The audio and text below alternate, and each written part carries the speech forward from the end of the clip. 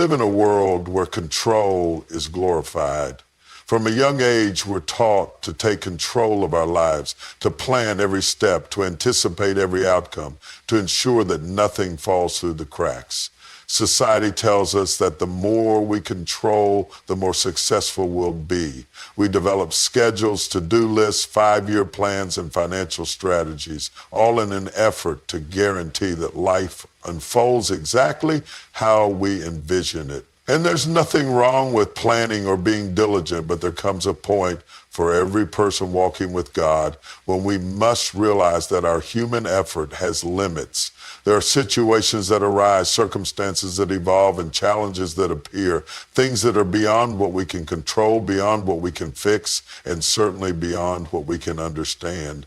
And it is in those moments, in the face of uncertainty, where surrender becomes not just a concept, but a necessity. You see, surrender isn't about giving up. It's about recognizing that there is a higher power, a divine wisdom, a strength that supersedes your own. Surrender is when you reach the end of yourself and find the beginning of God's grace, His mercy, and His power. It's that place where you say, Lord, I don't have the strength to fix this on my own. I don't have the insight to understand what's happening. I don't have the control I thought I had, but I trust you to handle what I cannot. We struggle with surrender because we are conditioned to believe that if we're not in control, things will fall apart. We fear that if we're not managing every detail, something will go wrong. But can I remind you that control is an illusion? The more we grasp at it, the more it slips through our fingers. No matter how much we plan, there are always variables outside our reach. There will always be situations that catch us off guard. There will always be decisions that we don't see coming and outcomes we can't predict. Control, as much as we crave it, is not the solution, it's the problem. The truth is, control leads to exhaustion. The more we try to hold everything together, the more we feel the weight of life's pressures. We carry burdens we were never meant to carry. We try to anticipate every twist and turn, but in doing so, we deprive ourselves of the peace that comes with trusting God. It's exhausting trying to play God, trying to be the author of your own destiny, when in reality we were never meant to play that role. Surrender, on the other hand, is liberating. It's the act of releasing the need to dictate every outcome, of letting go of the reins and allowing God to steer. But let me be clear, surrender is not passive. It doesn't mean we sit idly by doing nothing, expecting everything to magically fall into place. No, surrender is an active choice. It's a decision to trust in God's sovereignty and wisdom over our limited understanding. It's saying, I will do what I can, but I will trust God to do what I cannot. Think about this. When we surrender, we're acknowledging that God sees more than we see. While we're focused on one issue, one problem, one area of our lives, God sees the full picture. He sees how today's decisions will impact our tomorrow. He sees the ripple effect of every action, every conversation, every moment. And so when we surrender control, we're not giving up. We're giving it to the one who knows what's best for us better than we do. We also have to confront a difficult truth. Control is often rooted in fear. We're afraid that if we let go, things will spiral out of control. We're afraid that if we surrender to God's will, it won't match up with our desires. But let me tell you, surrendering to God is the safest decision you will ever make. Why? Because while you may not know the future, He does. While you may not understand why something is happening right now, He does. And He's working all things together for your good, even when you can't see it in the moment. And this is where faith enters the equation. Faith and surrender go hand in hand. To surrender without faith is just giving up. But to surrender with faith is an act of trust, an act of confidence in the character and power of God. It's saying, God, I may not know how this will turn out, but I trust that you do. It's declaring, God, even if it doesn't happen the way I planned, I believe you have a better plan. But let's be honest, surrender is uncomfortable. It challenges our pride. It forces us to confront the fact that we are not in control of everything. And for some of us, that's a hard pill to swallow. We've been so used to being the decision makers, the go-getters, the ones who make things happen. We like to call the shots. But the longer we cling to that false sense of control, the more we limit what God can do in our lives. Surrender requires humility. It requires us to admit that we don't know it all. It requires us to acknowledge that we are not all powerful, that we don't have all the answers. But in that humility, there is grace. The Bible says God opposes the proud, but gives grace to the humble. When we humble ourselves and surrender, we position ourselves to receive the fullness of God's grace. Consider for a moment the countless stories of people in the Bible who had to surrender. Abraham had to surrender his son Isaac, trusting that God had a plan, even though it seemed incomprehensible. Moses had to surrender his life of comfort and control in Pharaoh's palace to lead the Israelites through the wilderness. Jesus himself in the Garden of Gethsemane surrendered his will to the Father, saying, "Not my will, but yours be done." Every act of surrender led to a greater revelation of God's power and purpose. When we refuse to surrender, we block the flow of God's blessings in our lives. We hold on so tightly to our plans, our desires, our way of doing things, that we leave no room for God to move. But when we release control, we make space for miracles. We make space for God to do exceedingly abundantly above all that we could ask or think. We make space for divine intervention, for supernatural breakthrough, for his hand to move in ways we could never orchestrate on our own. Surrender is not just about trusting God with the big things either. It's about the everyday moments. It's about surrendering the small decisions, the mundane tasks, the day-to-day worries. It's waking up in the morning and saying, "God, I give you this day. Guide my steps, direct my path." It's saying, "Lord, I don't know what challenges I'll face today, but I know that you're already there and I trust you to walk with me through them." Surrender is a daily practice. It's not something you do once and then move on from. It's a posture of the heart that you carry with you every single day. There will be moments when fear creeps in, when control tries to rear its head again. There will be times when you'll want to take back what you've already surrendered. But that's when you remind yourself, God is in control and I can trust him. One of the greatest challenges we face in our walk with God is learning to trust his timing. We live in a fast-paced world where everything is at our fingertips. Information, communication, even food. With just a few taps on our phones, we can have instant access to what we need. And because of this, we've grown accustomed to getting things immediately. We want quick results, instant gratification, and immediate solutions. But here's the thing, God doesn't operate on human timelines. His timing is different from ours, and that can be hard to accept, especially when we feel like we've been waiting for a long time. We pray for something, we believe for it, and we expect it to happen right away. And when it doesn't, when days turn into weeks and weeks into months and sometimes even years, we start to get frustrated. We question whether God heard our prayer. We wonder if he's forgotten about us, or worse, if he's saying no. But what we fail to realize is that God's delays are not his denials. Just because something hasn't happened yet doesn't mean it's not going to happen. It simply means it's not the right time. Trusting in divine timing requires patience, and patience is something that most of us struggle with. We don't like waiting, especially when we don't understand the reason for the delay. We live in a culture of now, but God works on a different schedule. He operates on eternal time. While we are focused on the here and now, God sees the beginning, the middle, and the end. He knows the right moment to bring something into our lives. He knows when we are truly ready, even when we think we are. And sometimes the reason for the delay is not because God is withholding something from us, but because he is preparing us for what he is about to release. Think about that for a moment.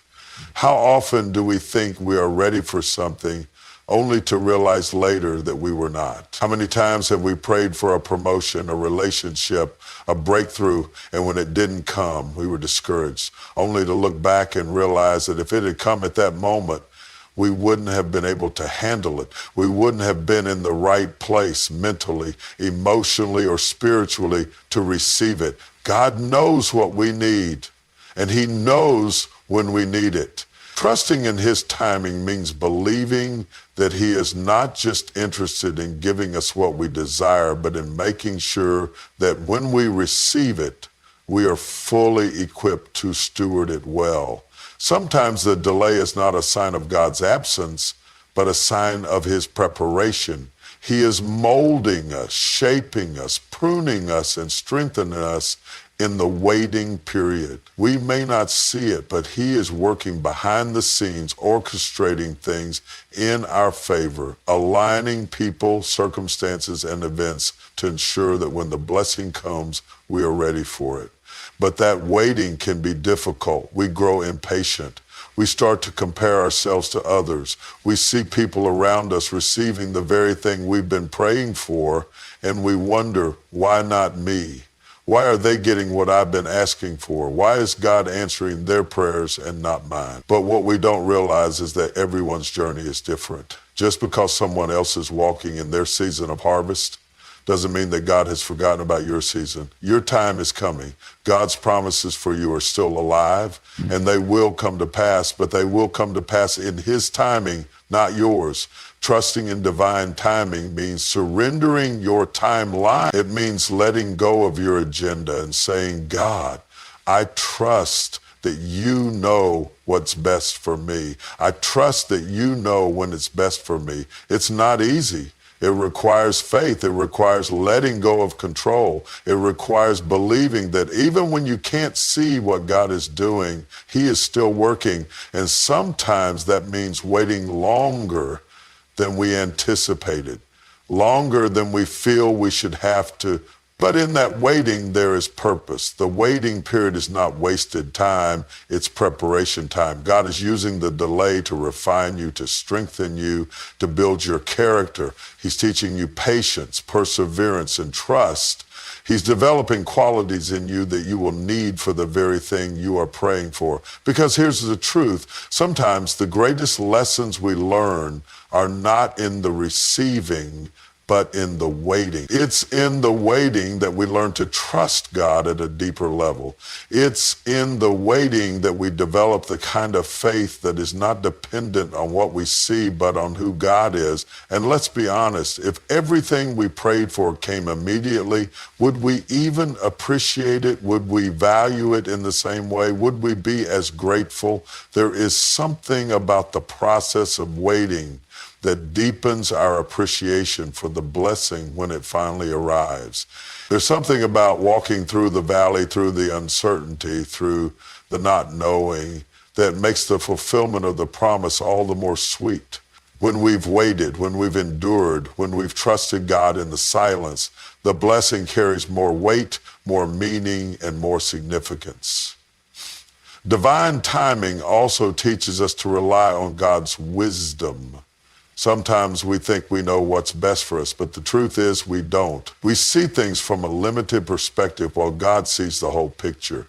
There may be things we desire that are not in our best interest, and in His mercy, God holds them back. Or there may be things we are praying for that we're not yet ready to receive. Trusting in God's timing means acknowledging that He knows us better than we know ourselves. It's recognizing that His plans are better, His ways are higher, and His thoughts are wiser. There's a beautiful story in the Bible that illustrates this truth. In the book of Genesis, we read about Joseph, a young man who had a dream from God. He saw himself in a position of great authority, ruling over others. But after receiving that dream, Joseph's life didn't immediately go in the direction he expected. Instead of stepping into his destiny right away, he was sold into slavery by his brothers, falsely accused by his master's wife, and thrown into prison. Years went by, and it seemed like the dream would never come to pass. But Joseph never lost faith in God's timing. He trusted that God was working even in the most difficult and confusing circumstances.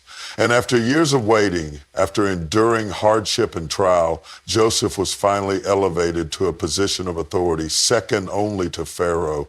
He became the very leader he had dreamed of being. But the timing was perfect. If Joseph had stepped into that role any sooner, he wouldn't have been ready. The waiting had prepared him. The years of suffering and patience had molded him into the man he needed to be to fulfill God's plan. The same is true for us. We may have dreams, desires, and prayers that we are waiting on, and the waiting may feel long, even unbearable at times. But God is not slow in keeping his promises. He is faithful. And just as he brought Joseph's dream to fulfillment, he will bring yours to fulfillment as well. It may not happen on your timetable, but it will happen on God's. And when it does, it will be right on time. We must also remember that divine timing is not just about us. Sometimes God is working out details in the lives of others before he brings about the fulfillment of our own prayers. There may be people who need to be positioned, circumstances that need to align, or hearts that need to be prepared before God can release the blessing. We don't always see what's happening behind the scenes, but God is orchestrating things in ways we could never imagine. Trusting in divine timing means believing that God's plan is not just about you, it's about his greater purpose. There's a verse in the Bible that says, "Trust in the Lord with all your heart and lean not on your own understanding. In all your ways acknowledge him and he will direct your paths."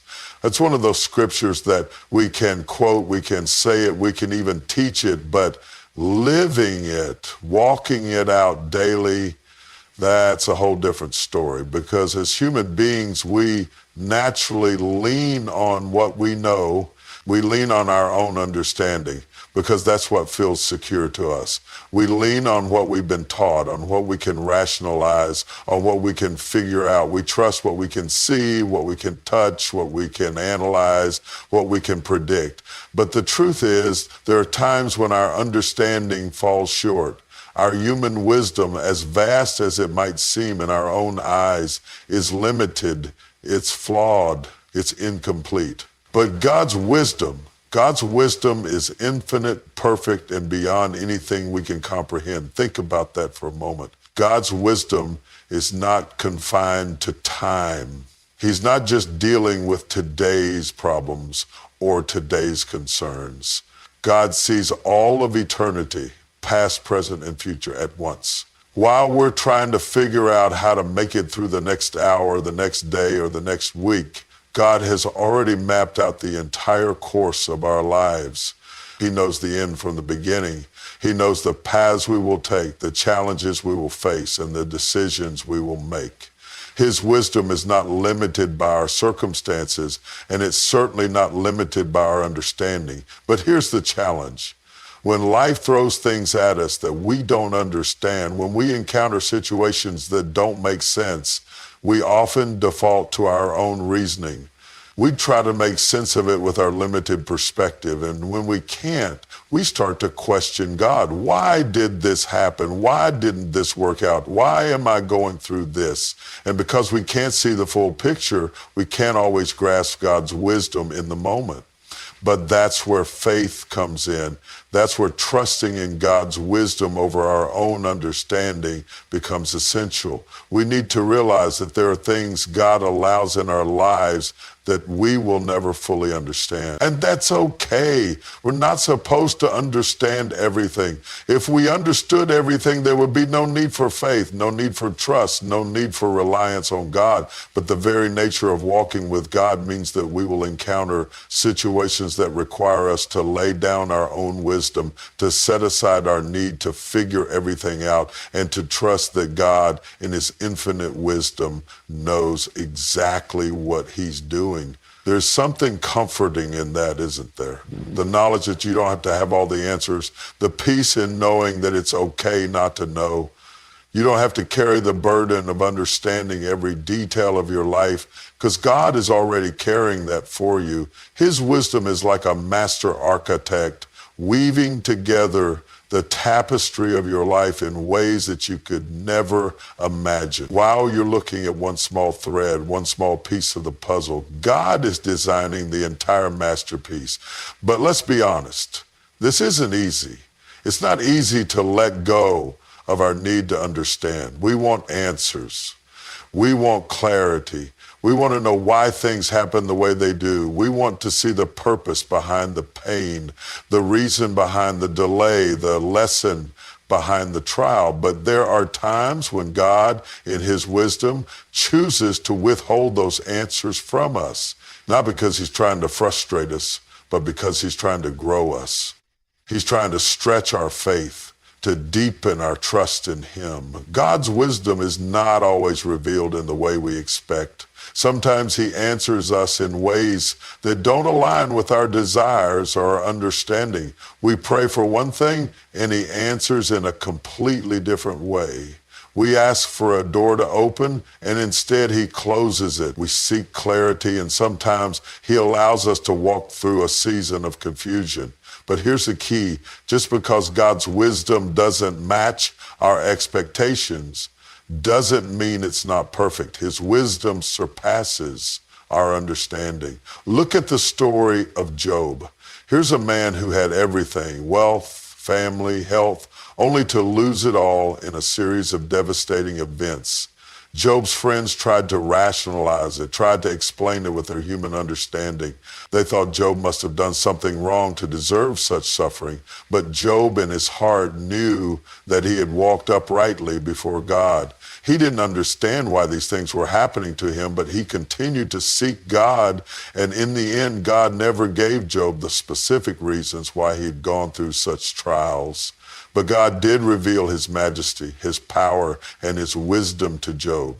And that revelation was enough for Job to trust in God's wisdom, even without all the answers. God's wisdom often calls us to trust him in the midst of uncertainty, in the midst of unanswered questions. He calls us to trust him when the way forward isn't clear, when the situation doesn't make sense, and when we feel lost. And it's in those moments that we have to remind ourselves that God's ways are higher than our ways, and his thoughts are higher than our thoughts. He is working out things on a level that we can't even begin to fathom. Think about how many times in your own life you've gone through something that made no sense at the time. Maybe a job you didn't get, a relationship that didn't work out, an opportunity that fell through. In the moment, it might have felt like a loss, like God wasn't hearing your prayers. But looking back, you can see that God was protecting you, guiding you, and redirecting you to something better. That's his wisdom at work. And that's why we can't rely solely on our own understanding. Our perspective is too limited. We see things from a ground level view while God sees things from a heavenly perspective. We're focused on what's happening right now, but God sees what's coming. He knows what's around the corner, what's in the next chapter, and what's on the other side of the storm. So when we lean on our own understanding, we're leaning on something fragile, something incomplete. But when we lean on God's wisdom, we're leaning on something unshakable, something eternal. God's wisdom also requires us to trust him when life takes unexpected turns. There are moments when we think we have it all figured out, when we think we know exactly how things are going to unfold, and then life throws us a curveball. A diagnosis we didn't expect, a job loss, a broken relationship. Suddenly the future we envisioned is no longer reality. And in those moments we're tempted to question, God, why? Why did this happen? What am I supposed to do now? But here's the thing, just because your plans have changed doesn't mean that God's plans for you have changed. Just because you didn't see it coming doesn't mean that God didn't. He's not surprised by the unexpected. In fact, He's already accounted for it in his plan for your life. God's wisdom sees what we cannot. While we're fixated on the immediate, God is preparing us for the long term. He's more concerned with developing our character than giving us what we think we need in the moment. And sometimes that means allowing us to go through seasons of uncertainty, seasons of waiting, or seasons of discomfort. But we can trust that in his wisdom, he is working all things together for our good. There's a depth to God's wisdom that we will never fully comprehend this side of heaven. We may catch glimpses of it. We may experience moments where everything falls into place and we see how God's hand has been guiding us all along.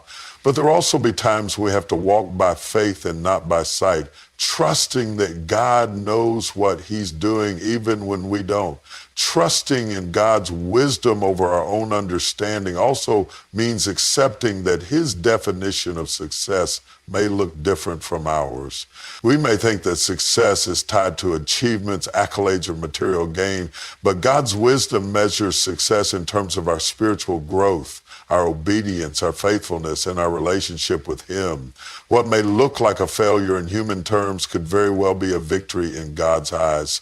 What we perceive as a setback may actually be a setup for something greater that we can't see yet. God's wisdom calls us to surrender our desire for control. It calls us to let go of our need to have everything figured out. It requires us to admit that we don't know it all, that we don't have all the answers, and that we can't always rely on our own intellect or reasoning to navigate life's complexities. But in that surrender and that letting go, we find freedom. We find peace. We find rest in the knowledge that we don't have to carry the weight of trying to figure everything out, because God is already in control. When we embrace God's wisdom, we open ourselves to his guidance, his provision, and his perfect timing. We may not always understand his ways, but we can trust that they are good. We can trust that he is for us, that he loves us, and that he is leading us on the path that will ultimately bring us closer to him. In conclusion, putting everything in God's hands is not a one-time decision, but a daily act of surrender, trust, and faith. It's a choice to release control over our lives, to recognize that God's wisdom far surpasses our own, and to trust in his divine timing, even when we don't understand the reasons behind his delays or redirections. When we let go of our limited understanding and place our hope in the one who sees the full picture, we position ourselves to experience his peace, his provision, and his purpose for our lives. We may face trials, uncertainties, and moments where we feel lost, but we can rest assured that God is working all things together for our good. His wisdom, his timing, and his plans are perfect. So let's choose every day to put everything, our dreams, our worries, our challenges, and our future into his capable hands, trusting that he will lead us, guide us, and bring us into the fullness of his promise in his perfect way.